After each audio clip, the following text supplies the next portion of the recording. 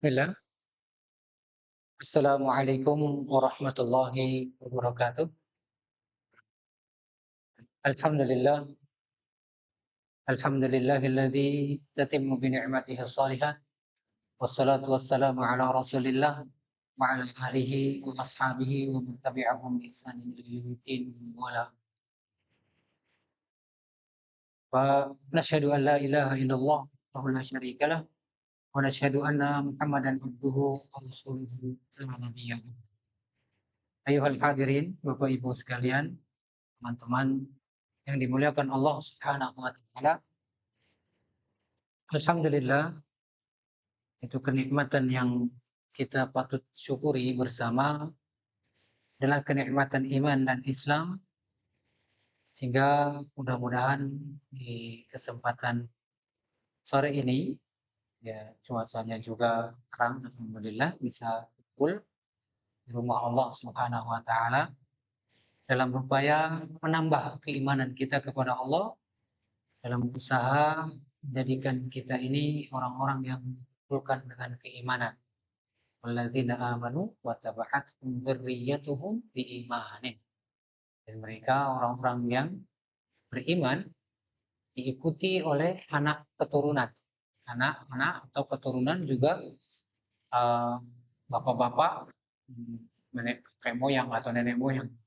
Terusnya itu mereka di dalam surga kelak nanti akan saling apa? Al-haqnah, dipertemukan kembali. Ya, ini kelebihan bagaimana kita bagi orang-orang yang beriman atau keutamaan yang besar, baik itu dari pihak seorang bapak atau seorang kakek, mungkin buyut-buyut kita, dia termasuk dari orang yang beriman akan dipertemukan kembali, dikumpulkan kembali dengan anak-anak cucunya di surga nanti. Ini yang wattaba'at dzurriyyatuhum biimanin wa ma alatnahum min amalihim min syai' kullu imri'in bima kasabun. Ya, tidak akan mengurangi setiap amalan dari setiap pribadi masing, setiap hamba atau setiap kita ini akan menjadi pertanggungjawaban kelak di sisi Allah Subhanahu wa taala. Ini mudah-mudahan kita kumpul bersama, ya, kita sarang-sarang pengawasan di ya biasa di Senin melanjutkan kitab Riyadhus Shalihin. Nah, betul. Kitab Riyadhus Shalihin Imam Nawawi rahimahullah taala, yang itu sering sekali tentunya beliau sangat ma'ruf sebagai ulama besar dari madhab Syafi'i. Dalam kitab beliau kemarin kita sudah bahas di hadis yang keberapa terakhir, panjang ya sebetulnya, 19 ya. Ya, di bab taubat hadis yang 19 sebetulnya ada hadis yang ke, nah ini 20. Oh ya, ini hadis 20 sudah belum? Iya, iya. Iya, ya. Wa anzir bin Hubaysh ya, wa. Berarti masuk hadis yang ke-20 ya. Nambah taubat. Kenapa di bab taubat? Oh, Ibu bisa jelas suaranya? Jelas boten, Bu? Jelas boten? Eh, terlalu gema ya. Jadi echo-nya mungkin dikurangi sedikit. Oke, ya.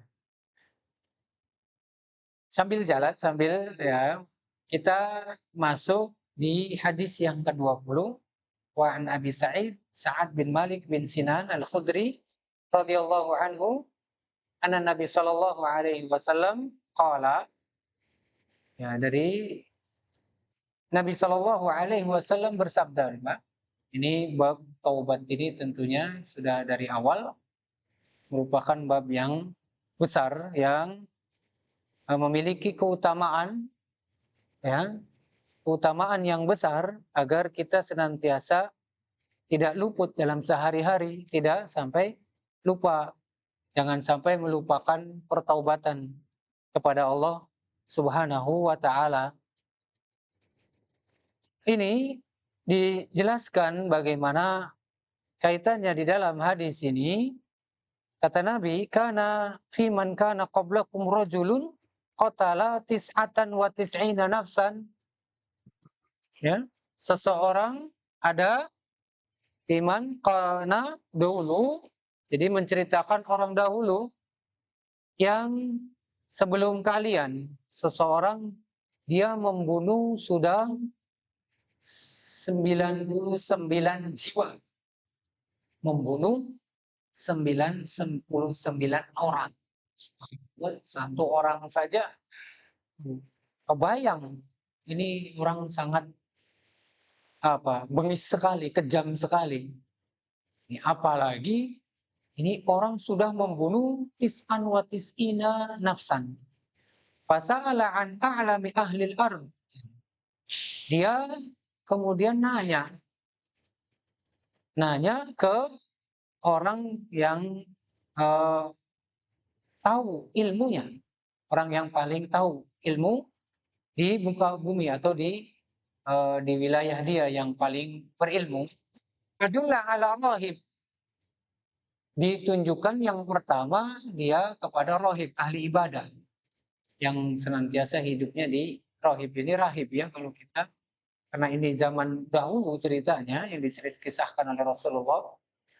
Maka si pembunuh tadi fa'atahu faqal, mendatangi rahib untuk bertanya.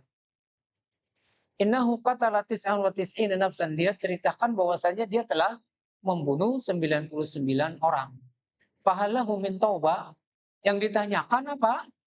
Bu, apakah diterima tobatnya kalau bertobat? Gitu. Faqala, dijawab sama rahib tadi, sama ahli ibadah tadi, lah, kata dia, tidak diterima. Terus kebayang ya, Pak, itu kebayang ini orang bengis kejamnya ya. Dan dijawabnya tidak. Maka apa? Udah 99, faqatalahu. Ini orang bunuh ya. Bunuh rahib tadi genep jadi 100. Faqammala bihi mi'ah.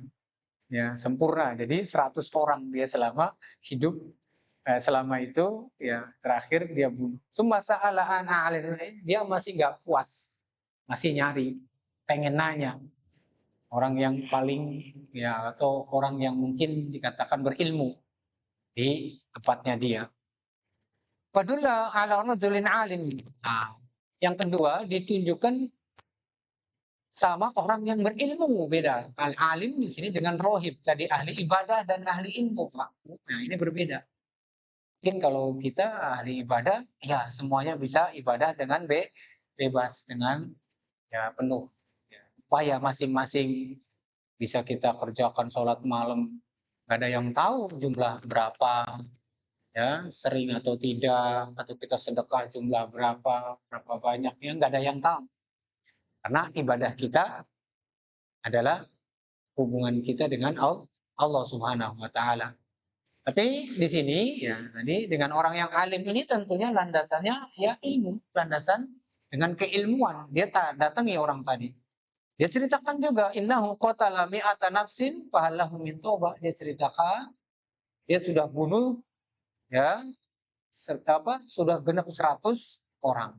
Apa bisa diterima tobatnya, kata dia. Faqala na'am.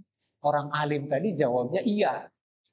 Yang pertama jawab tidak, dibunuh. Ini yang alim dia jawab iya. Wa man yahulu bainahu wa bainat taubah. Ya. Tapi dia harus pindah dari tempat yang dia berada, karena tempat itu dia seorang alim tadi anggap ini orang sudah hancur ya, sudah sangat brengsek lah bahasanya gitu ya, atau sudah nggak benar, dia harus pindah itu. Nah, sampai disuruhlah dia untuk menuju tempat yang dia tentukan pada waktu itu agar ke sana. Intalaqa ila ardi kada wa kada. Intalik, kata orang alim itu, pergi ke sana. Kamu ya pergi ke tempat ini dan ini. Fa inna biha unasan ya'budun Allah, kata dia, di sana ada manusia atau orang-orang yang banyak beribadah kepada Allah Ta'ala, fa'budillah ma'hum, maka kamu beribadah sama mereka sudah. Ini anjuran yang bisa diambil ibro, manfaat ya Pak ya. Kalau di sekeliling kita atau di tempat kita Pak, ya Allah dikeliling di depan misalnya tukang judi, di samping ada tempat berzinahan, remang-remang ya, di belakang tempat adu ayam, tempat wah subhanallah udah pindah ya. Atau geng-geng ya, entah geng apa saja yang motor atau mobil atau geng apa, geng becak mungkin ya sudah nggak bener, nggak tenang, ribut terus, mabok-mabokan dan lain sebagainya, bisa ahsan pindah. Ini anjuran yang sebagaimana orang alim tadi menghindari apa? Ya, jiwa kita ini lemah tentunya Pak. Ya, jiwa kita ini wa khuliqal insana dha'ifa kata Allah. Diciptakan manusia itu lemah, asli lemah sekali. Nah, nggak layak kalau kita ini tadi menyombongkan atau merasa hebat, merasa penting, merasa merasa dibutuhkan atau merasa yang lainnya ya, sehingga merendahkan orang lain tidak layak. Merasa sudah ngajinya pinter gitu kan, sudah ngaji sama ulama-ulama besar, udah foto bareng sama ustadz, ini ustadz terkenal. Tadi nggak pantas. Nggak ada urgensi atau kepentingan di sana, tidak ada. Manusia tetap manusia, kata Allah, khuliqal insan dhaif. Diciptakan manusia itu lemah, dalam keadaan lemah. Sehingga sudah tahu kita ini makhluk lemah, berada di posisi yang subhanallah godaannya besar, godaannya sangat tinggi. Sehebatnya para ulama pun kalau digoda ya banyak yang terjerumus ya. Sehebat-hebatnya para ustadzah ya, asatidzah misalnya lulusan mana saja, LC atau lulusan Madinah atau dokter-dokter digoda, ada tahta wanita atau popularitas nama besar, belum tentu Pak. Kalau digoda yang tadi judi mabok mungkin bisa ditinggalkan ya.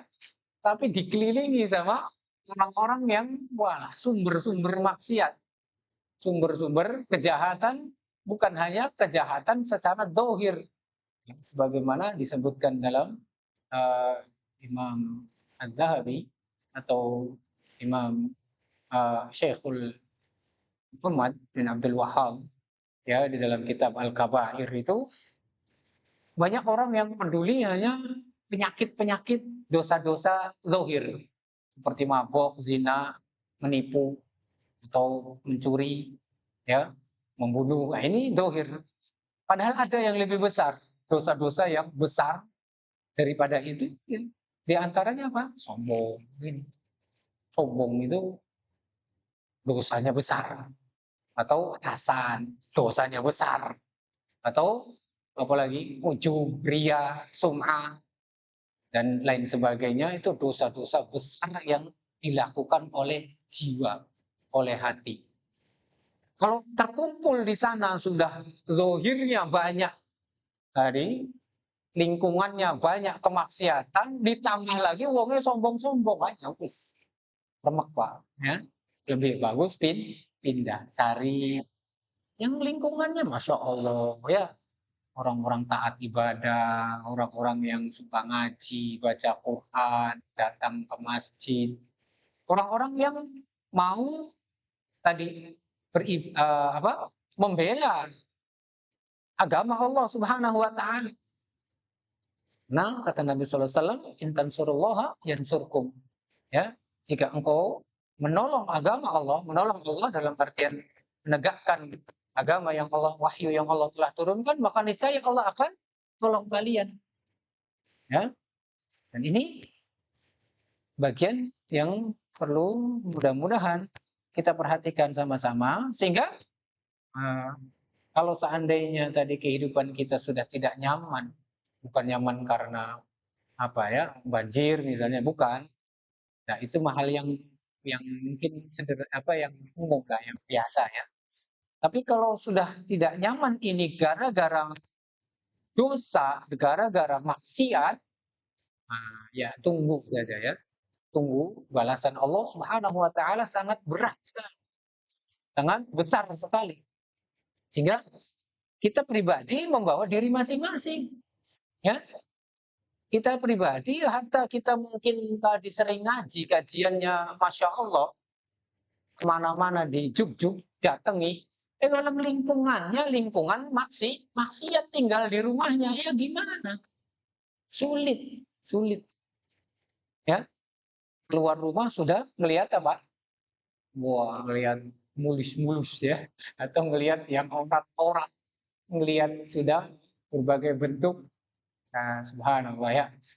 Belum lagi orang melihat sana ada yang lagi apa gibah, yang di sini wah, yang sedang apa rebutan pinjol misalnya, yang nggak paham riba-riba ya. Wadah, sudah bingung. Mau apa hidup yang begitu itu? Penuh dengan dosa kah? Betah dengan dosa-dosa? Sampai kapan kuat menahan itu? Belum tentu, kita ini makhluk lemah. Sehingga orang alim ini memberikan sebuah pelajaran. Pindah. Ini orang sudah membunuh 100 orang. Suruh pindah, jangan di situ. Di sana ada tempat-tempat orang yang di ahli ibadah. Ya, ahli ibadah. Ya, orang-orang yang mungkin sholatnya diperhatikan, ngajinya diperhatikan, belajarnya diperhatikan. Nah ini, insya Allah datangi mereka, kumpul bersama mereka. Nah, kemudian kita lanjutkan hadisnya, ya. Wala tarji ila ardika fa innaha ardun su. Jangan kau kembali, ya, kata orang alim ini ke bumimu atau rumahmu yang itu tanah yang jelek.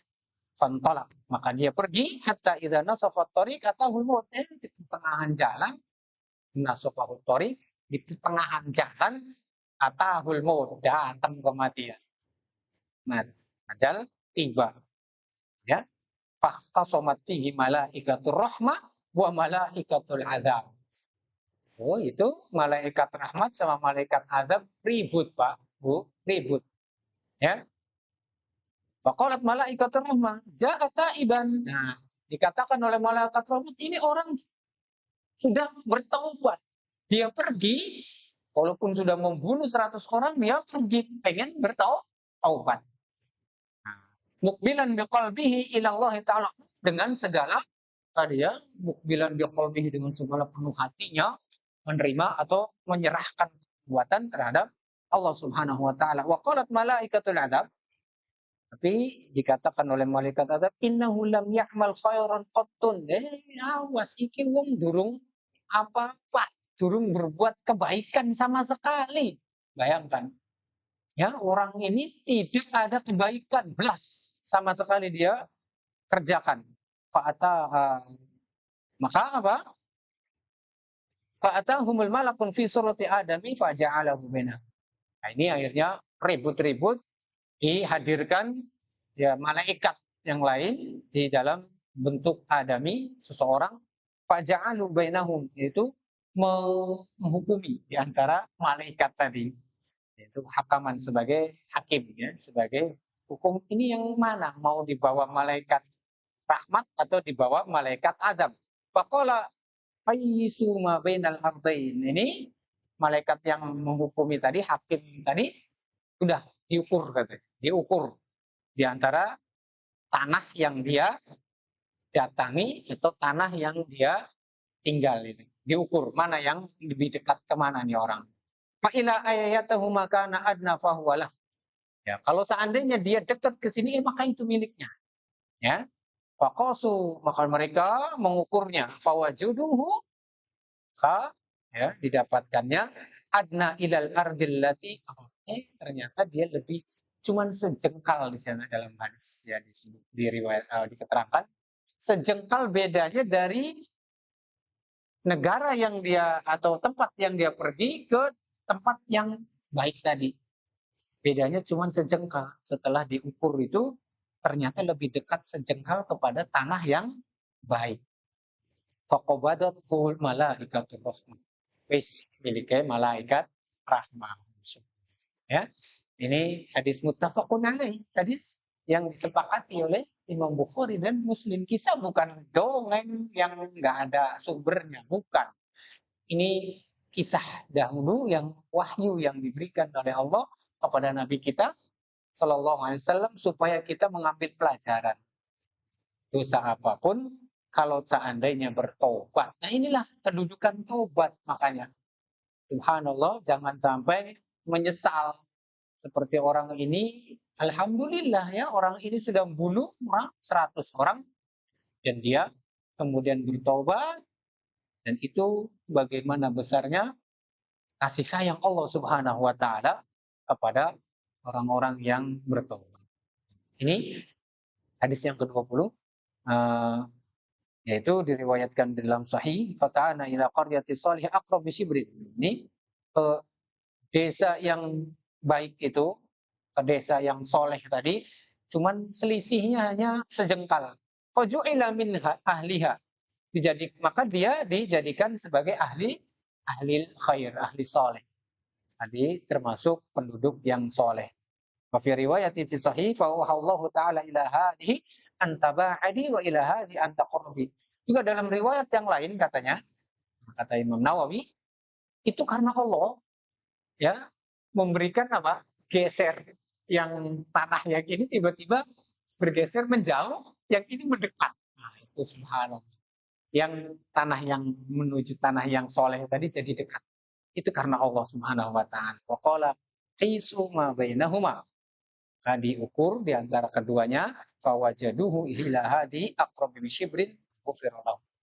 Dan ternyata dia dapatkan lebih dekat ke tanah yang soleh, tanah yang baik, misalnya sejengkal, maka Allah ampuni dosa membunuh 100 orang tadi. Nah, hal ini jadi pelajaran yang kelanjutan dalam hadis dari kitab Riyadhus Shalihin ini, mudah-mudahan memberikan sebuah gambaran atau pelajaran buat kita tentang taubat ya, keutamaan taubat. Baik, di hadis yang ke-21 saya tinggal dulu. Nah, kayaknya ini sampai 3 lembar, jadi pembahasannya agak butuh waktu yang panjang. Nanti suatu saat bisa diulang di hadis 21. Kita lanjut terlebih dahulu pada pertemuan ini, karena waktu juga yang terbatas. Insya Allah kita bisa ambil sebuah ya pelajaran dari Nabi kita Muhammad Sallallahu Alaihi Wasallam, di mana ini terjadi ya, kejadian ya, kalau tadi cerita lalu ya Pak ya, yang bisa kita. Nah ini kejadian yang di zaman beliau, kejadian yang juga mungkin banyak terjadi di zaman kita sekarang. Kejadian-kejadian yang orang harusnya mikir atau harusnya belajar. Yaitu an Abi Nujaid, hidup bin Nur wafat dari Abi Nujaid Imran bin Husain al-Khuzai, sahabat Nabi sallallahu alaihi wasallam, Imran bin Husain al-Khuzai radhiyallahu anhuma. Itu dia menceritakan anna imra'atan min Juhaina, ada seorang perempuan ada orang perempuan wadon dari Juhaina, suku Juhaina. Atat Rasulullah, dia datang kepada Rasulullah, mendatangi Rasul. Wahiyah hubla minazina. Iki perempuan, wong wadon iki dalam keadaan hubla, hamil, ya, dari perbuatan zina. Nah, ini. Akeh beli Pak. Akeh beli zaman kini. Akeh ya. Ya. Nah, ini kejadian di zaman Nabi ya, yang diceritakan oleh sahabat. Faqalat. Tadi perempuan tadi berkata, "Ya Rasulullah, wahai Rasulullah, asabtu haddan fa'aqimhu alayya." Ya. Itu tegakkan kepadaku, dirikan kepadaku hukum ya, yang kita sebut dengan hukum hudud kalau di dalam fikih. Nah, ini ada perbuatan-perbuatan yang mendapatkan hukuman, ada itunya, ketentuannya. Seperti zina ini bagi yang sudah menikah maka dirajam. Tapi zina bagi yang belum menikah dia dicambuk. 80 cambukan. Kalau mencuri, ada nisab mencuri, ada batas kalau seandainya melebihi ya barang curiannya dari nisab tadi, dari kadar ya kadar rendah dari ya rendah dari nisab, maka dia dipotong tangan, ya, potong tangan kanan, kemudian disilang kaki kiri, baru kemudian potong tangan kiri, baru kaki kanan. Kalau terus-terusan mencuri begitu. Ini namanya hukum had, hukum hudud. Di dalam kitab fikih itu dibahas. Nah, ini mungkin penjelasannya kurang lebih seperti itu. Aqimhu alayya. Ini perempuan tadi ngadu, dia berbuat zina, ngadu sendiri kepada Rasul. Maka dia minta aqimhu alayya. Yaitu dirikan tadi ya. Aqimhu di sini mendirikan hukum sesuai hukum yang Allah Subhanahu wa taala turunkan. Nah, pada Nabiullah sallallahu alaihi wasallam waliyaha. Kita pahami dulu ya hadis ini. Nabi sallallahu alaihi wasallam memanggil walinya, keluarganya. Faqala ahsin ilaiha. Berbuat baiklah kepada perempuan ini. Kata Rasul kepada untuk keluarganya ini supaya berbuat baik. Fa idza wada'at fa'tini. Kalau dia sudah lahiran, datangi aku lagi, ya. Maka datang lagi berikutnya. Tapi setelah lahir. Fa'ala, maka dilakukan, dikerjakan sama perempuan dan walinya tadi. Sudah lahir, ya, datangi Nabi Shallallahu alaihi wasallam. Masya Allah, ini perempuan yang luar biasa. Fa'amara biha Nabi sallallahu alaihi wasallam. Ya, maka sudah Rasulullah memerintahkan seperti yang hukum tadi sudah ditentukan. Fasyuddat alaihi thiyabuha. Dikencangkan bajunya, diikat supaya tidak terbuka. Ya. Tsumma amara biha farujimat. Maka Rasulullah ya memerintahkan dia untuk dirajam. Dirajam ya. Ya. Tsumma shalla 'alaiha. Dirajam kemudian sampai mati. Setelah mati Rasulullah mensolatkannya. Qala lahu Umar, ya, tusalli alaihi ya Rasulullah, kamu mensolatkan atas perempuan ini wahai Rasulullah. Ini pertanyaan Umar. Waqad zanat, dia sedangkan dia sudah berzina. Dia dirajam. Qala laqad tabat taubatan. Dia telah bertaubat dengan taubat lau qusimat. Kalau seandainya dibagi baina sab'ina min ahlil Madinah, ini dia dibagi di antara 70 dari ahli Madinah, penduduk Madinah. Lawasi'atuhum, dia lebih luas. Wahal wajadta afdal min an jadat bi nafsiha lillahi azza wa jalla. Adakah yang paling utama dari perempuan ini dengan dirinya yang dia menyerahkan kepada Allah Subhanahu wa taala? Artinya kusimat tadi dikumpulkan ada 70 orang penduduk Madinah yang Masya Allah, para sahabat tentunya. Adakah keimanan dan kelebihan? Lebih utama siapa daripada perempuan ini, daripada 70 ahli Madinah. Dan itu dia lebih tinggi nilainya daripada 70 orang tersebut. Ini hadis riwayat Imam Muslim. Insya Allah ya. Baik, kita bisa ambil faedah. Nah, ini biasa kalau dalam pelajaran di kelas yang dalil, ya dalil para santri harus hafal. Mudah-mudahan sudah hafal atau sering kita dengar hadis ini dan mudah-mudahan ya menjadi bahan ya. Kalau nggak hafal ya apa dibacalah. Sering-sering baca karena kitab ini juga sudah ada terjemahannya sebetulnya sangat banyak. Intinya kita mau belajar atau tidak itu. Baik, faedah yang kita bisa ambil ini berkaitan dengan rajam tadi, zina tadi, insya Allah ya, hal yang hukum tentunya ini dosa besar. Dosa besar, dosa yang termasuk Allah Subhanahu wa taala laknat ya, mendapatkan laknat dari Allah Subhanahu wa taala sehingga sungguh sangat besar sekali, berat hukumannya. Tapi tadi yang kita bahas di sini adalah perempuan tadi. Perempuan ini subhanallah yang jarang untuk mengadukan perbuatannya kepada Rasul Shallallahu Alaihi Wasallam. Nah, yang menjadi pelajaran juga Pak, seseorang yang telah berbuat ya ini ya tadi orang yang berbuat kemaksiatan, termasuk di sini zina, sebetulnya Rasulullah SAW memberikan sebuah banyak kelonggaran. Seperti juga di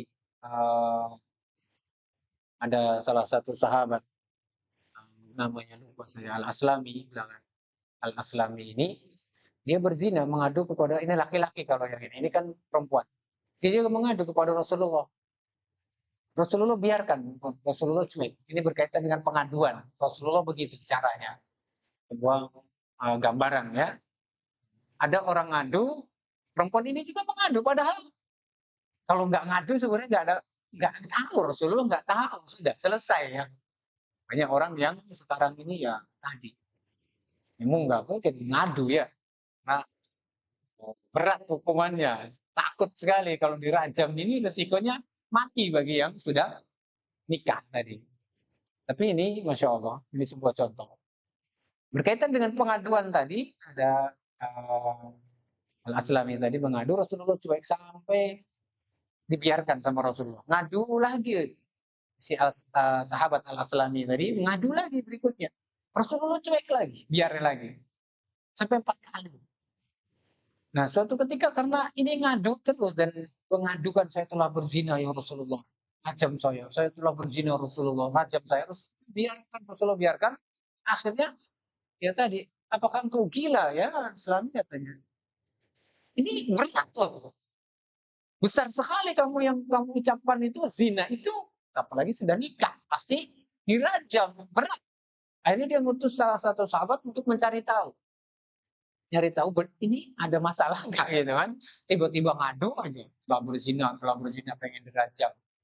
Ya, akhirnya disebutkan tadi dari sahabat, diceritakan lagi kepada Rasulullah, dia adalah seorang yang soleh. Artinya orang yang benar, bukan orang gila, orang yang stres, tidak katanya. Baik, kalau begitu, akhirnya Rasulullah menerima pengaduan tadi, ya sudah mau mengakui dari perbuatan zina tadi, dirajam. Sampai dia tadi dirajam, karena dan itu dirajam itu tidak boleh menggunakan batu besar dan juga tidak juga menggunakan batu yang kecil, tidak, tapi sedang-sedang dilemparin, dipendam ya, dilemparin sampai mati. Nah, ini Aslami tadi tidak tahan dengan sakitnya. Akhirnya dia lari ketika dirajam. Ini lari dia, tapi pas di saat lari ada yang lempar pakai tulang, letak kena dasi, mati. Mati ternyata. Qadarullah mati. Subhanahu wa ta'ala dengan segala ketentuannya, dengan segala kebijakan dan maha bijaksana, maha mengetahui dengan hikmah tentunya. Akhirnya menerima. Rasulullah apa? Negur orang yang lempar. Kenapa kamu lempar? Udah biarin, kata Rasulullah. Itu baik. Ada sebuah kesempatan sebetulnya. Ya, kalau pengaduan, kalau tentunya ini hukum rajam itu di zaman Nabi ya, atau di zaman para sahabat, di zaman khalifah-khalifah. Tapi di negara kita tidak ada. Ini berbeda tentunya. Ini perlu ditegaskan karena sistemnya berbeda dan hukumnya berbeda. Cuman hanya saja kita menceritakan di zaman Nabi, karena hukumnya yang ditegakkan adalah hukum Islam, bagi orang pezina ya dirajam. Tetap Rasulullah memberi kesempatan kepada sahabat ini untuk apa? Udah, kalau sudah bertobat, sudah gitu, sudah saja, begitu Pak. Ya, ini ada kaidah sehingga apa? Bagi orang yang menutupi dosanya, itu Allah akan ampuni. Ya, orang yang menutupi dosanya dalam hadis Nabi SAW, illal mujahad, orang yang dia sembunyikan dosanya, Allah ampuni. Masya Allah. Kecuali orang-orang yang mujahad, yang dia di dosa tadi. Dan ini tentunya di zaman ini banyak, zaman yang bangga mungkin berbuat dosa. Saya melalui media-media foto-foto, lagi zina di mana, di pantai, lagi zina di negara mana sambil jalan-jalan, subhanallah. Nah, Kata Allah, bagi orang yang dia tampakkan tadi dosanya, Allah tidak akan ampuni. Naudzubillah. Ya, ini bedanya Pak. Bedakan dari orang yang memiliki tadi keilmuan dengan orang yang tentunya yang jahil, yang tidak tahu tentang kaidah-kaidah ini. Nah, ini semestinya, jadi kalau kita berbuatkan dosa, ditutupi saja. Sudah. Jangan sampai ada orang yang tahu. Ya, jangan sampai ada orang bilang, ya kecuali mengadu seperti perempuan ini. Jadi Bani Juhainah terus kecuali itu. Mengadu terus orang yang alim, mengadu kepada hakim, kecuali itu. Tidak ada pentingan apapun. Dan kita tutupi rapat-rapat. Itu apa? Sosok pribadi muslim yang baik, yang benar. Bayangkan. Ya, ini karena apa? Begitu besarnya Rasulullah Subhanahu wa taala, Allah Subhanahu wa taala menjaga kehormatan seorang muslim. Ya, haramun damuhu wa maluhu wa irduhu. Haram bagi seseorang yang apa? Menjadikan apa? Tadi ya, kezaliman pada harta seorang muslim, pada jiwa seorang muslim dan juga kepada kehormatan seorang muslim. Jadi jangan sembarangan dengar cerita, oh si fulan begini begini begini. Nah, ini jangan langsung kalian mentah-mentah, oh ini fulan jelek berarti ya. Oh si anu begini begini begini. Oh, ini orang beres ini ya. Jangan. Jangan begitu. Muslim ketika mendengar aib saudaranya selesai. Jangan sudah, jangan diceritakan. Sudah, kecuali ada maslahat tadi. Ada maslahat artinya mengadukan tentang masalahan supaya mencari solusi. Nah, itu boleh diceritakan aibnya. Misalnya ada masalah keluarga. Nah, ini aib antara suami istri. Jangan disebarkan, diceritakan ke orang. Wah, ini bakal bahaya besar. Ya, diceritakan kemana-mana. Nah, ini bahaya. Sama saja tadi, itu Allah tidak akan menerima taubat orang yang mujahar. Mujahar ini dia sebarkan aibnya sendiri atau tentunya apa? Kelakuan perbuatan dosanya dia terang-terangan, merasa bangga, merasa hebat. Nah, ini banyak orang sekarang, ya. Dan itu Allah tidak terima tobatnya. Allah tidak terima tobatnya. Nah, ini kaidah ya Pak ya. Jadi pelajaran penting berkaitan dengan kisah ini, ya, berkaitan dengan sebetulnya pengaduan ini, kalau seandainya perempuan ini tidak mengadukan pun sebetulnya tidak masalah Rasulullah seperti kasus yang tadi ya. Tapi kalau perempuan tentunya yang laki-laki agak berbeda karena perempuan itu membawa ya tadi anak ya, membawa seorang bayi. Ini tentunya ketika dia mengakui perbuatannya ada buktinya begitu. Dia hamil di luar nikah.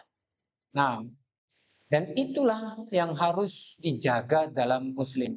Artinya pembahasan ini sangat luas. Bagaimana Islam itu betul-betul menerapkan kaidah hukuman keras supaya apa? Tidak rusaknya tadi hubungan nasab, tidak rusaknya eh, apa namanya? Garis keturunan ya, garis keturunan. Tidak merusak karena anak yang dihasilkan dari zina dia tidak boleh binnya kepada bapak yang orang yang menghamilinya. Karena juga anak ini tidak dapatkan warisan. Tidak udah binnya enggak ke ibunya. Nanti kalau anaknya perempuan, walinya wali hakim lagi. Ya. Dan dia juga tidak berhak mendapatkan waris karena nggak ada nasab yang resmi, yang jelas. Yang disahkan oleh agama. Sehingga mudaratnya terlalu banyak sebetulnya. Ya. Dan ini Islam melindungi itu dengan begitu sempurna begitu. Hukum yang begitu berat sekali bagi para pelaku zina agar tidak terjadi tadi kehancuran dalam kehidupan. Ini perlu dipahami. Mudah-mudahan pelajaran besar di sini. Tapi kalau yang sudah terlanjur, karena negara kita bukan negara yang menerapkan itu, ya sudah. Ya sudah. Artinya pintu yang harus menjadi catatan penting ini pembahasannya kita. Taubat. Seperti taubatnya tadi perempuan tadi. Kalau seandainya dia bertaubat, kenapa dia ingin dirajam sebetulnya? Ya, subhanallah, berarti ini keimanan yang luar biasa. Kalau seandainya dia tidak mengadu pun tidak apa-apa. Tapi karena ingin ya menemui Allah dalam keadaan bersih, dalam keadaan suci dari dosanya, dia ingin dirajam. Ya, kenapa juga harus dirajam bagi pelaku zina tadi? Ya, termasuk hikmah Rasulullah atau Allah Subhanahu wa taala memberikan hukuman rajam bagi perzinahan itu karena di saat melakukan zina semua badan ini merasakan nikmat, maka dilempar rajam itu biar merasakan sakitnya seperti dia merasakan nikmat di saat zina. Dirajam itu jadi pelajaran besar. Ya, ini hukum secara Islam. Jangan sampai kecolongan. Artinya apalagi yang punya anak-anak perempuan, tanamkan dari semenjak dini, dari semenjak kecil, ya, bahwasanya perbuatan ini perbuatan yang nista, perbuatan yang terlarang, perbuatan yang banyak sekali mudorotnya, ya, dosanya dosa sangat besar sekali, sehingga tidak pantas, tidak layak bagi seorang muslim yang berbuat zina. Ya, ini kemudian hadis tadi faedahnya juga Nabi SAW, karena orang berzina itu pasti Pak, down gitu ya. Pas orang yang tadi ya zina terus taubat itu juga kan apa punya beban besar, malu ya, bisa jadi dikatakan nanti sedia wanita apa ya, wanita nggak becus, wanita nggak benar, atau juga anaknya nanti anak yang hasil zina, anak haram, anak apa gitu, segala macam. Nah, ini beban berat dalam psikologis bagi perempuan. Maka Rasulullah yang pertama ini kebijakan yang luar biasa. Panggil walinya, panggil keluarganya, ihsin ilaiha kata Nabi. Masya Allah. Tetap, walaupun dia pelaku zina, ihsin ilaiha. Berbuat baik kepadanya. Itu keluarganya jangan dihina, jangan dicaci, jangan dimaki, jangan diasingkan, dikucilkan, diarak, jangan. Islam tidak mengajarkan itu. Ahsin ilaiha kata Nabi. Nah, ini faedah besar. Faedah hadis ini kita pelaku tadi tetap diperlakukan dengan baik. Kemudian yang terakhir ya, ini sudah isap. Ya, yang terakhir ketika taubat Umar bertanya, Rasulullah menyolatkan. Rasulullah ini kan pelaku zina. Ini Umar bertanya bukan membantah. Ini pelaku zina kenapa engkau solatkan? Tetap karena pertaubatan itu menjadikan seseorang menjadi baik dan bersih. Ingat ya, sudah diperlakukan dengan baik, Rasulullah menyolatkan wanita tersebut. Nah, ini pelajaran yang luar biasa. Nah, sebagai hubungan, jangankan kita sesama teman-teman pengajian, ini sama pelaku zina aja tetap harus menjaga hubungan baik. Paham ya, Pak ya? Jangan sampai tukaran atau gara-gara perbuatan dosa ya, yang kecil-kecil jadi wadan-wadanan atau jadi apa gibah-gibah atau tuduhan-tuduhan, jangan, nggak ada dalam Islam seperti itu, nggak ada ya, padahal dia pezina, dia berbuat zina tetap diperlakukan dengan baik, itu Islam yang begitu indah. Bahwa alam ini saja pelajaran kita dalam pertemuan ini, mudah-mudahan Allah Subhanahu wa taala berikan kita ilmu yang bermanfaat dan mudah-mudahan Allah Subhanahu wa taala senantiasa memberikan kita petunjuk menuju jalan kebenaran, jalan yang menuju surga Allah. Alamin. Kita tutup doa majelis. Subhanakallahumma wa bihamdika asyhadu an la ilaha illa anta astaghfiruka wa atubu ilaik. Assalamualaikum warahmatullahi wabarakatuh.